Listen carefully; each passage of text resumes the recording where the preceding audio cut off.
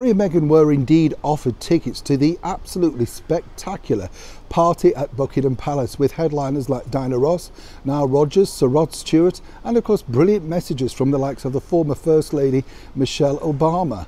So why did they decide to stay at home, bunker down and not really come out of Frogmore Cottage? Hi, good morning, Neil Sean here in the very heart of London. Nice to see you today.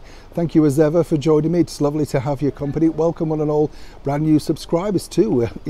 Truly I'm thankful for your support. And for those that, keep still nagging and attacking me and saying, oh, you're paid by the Sussex squad or you're on Meghan and Harry's payroll. It's just, how can I spell this out without being incredibly rude? Because quite frankly, they don't pay anybody. They just collect money, They don't want to snap into their purses. So for those that come out and say, oh, you're just a voice for them, as I've said many times, I'm being impartial. I present both sides of the coin, and it really is up to you to decide what you think is the true element of the story. I can only tell you what we find out, we present it to you, but there seemingly is so many more people on here that don't grasp it. When they sort of mentioned the booing, they sort of said, oh, now you're supporting them, or there was booing. But what I was referring to was the British Prime Minister Boris Johnson, who the BBC have now tampered with that particular video. Suddenly there was booing, then there wasn't. So don't believe, as I ever always tell you, what you see or read on the mainstream media. Listen to someone who's actually on the ground, who isn't paid by them. Back as ever though to your breaking royal story.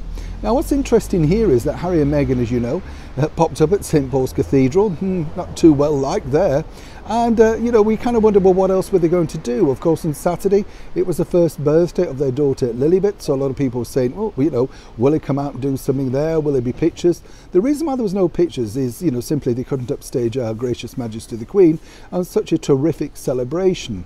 But what I have found out for you exclusively is this: Harry and Meghan were indeed offered seats to the Platinum Party at Buckingham Palace, but and as ever this has got to hurt, and as ever we have to say allegedly, part of the deal simply was that they wouldn't be invited into the royal box. When you look at the royal box, you can see all sorts of politicians in there, from the Home Secretary Priti Patel, the London Mayor Sadiq Khan, never one to miss up a freebie wherever that is, even though we're on the brink of yet another strike here in London. And of course other senior ministers. So that really didn't ring true, did it? What was more interesting for me was the fact that, of course, sitting right at the front, centre stage, Camilla, Charles, William, George and Catherine, plus Princess Charlotte, the future of the monarchy. Now they knew, of course, that if Harry and Meghan were sat there in any capacity, the media would focus on them. Now whether Harry and Meghan decided, from their side not to attend because they knew that, and perhaps they were being respectful, and I'm sure that did enter Prince Harry's mind, he hasn't totally lost it yet.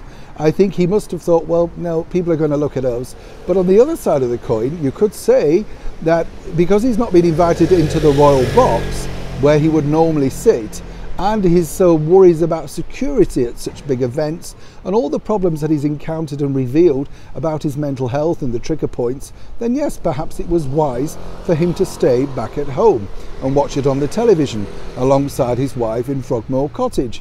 But it must really irk, whichever way you look at it, you were part of history and now you're on the sidelines of history.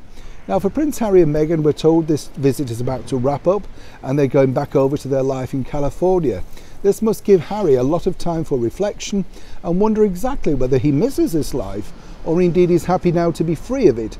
As he said recently, California is now his home and this is where it is for the future. It is his previous past where he had a loving family surrounding and of course the love and adoring British public and the Commonwealth and many of the rest of the world.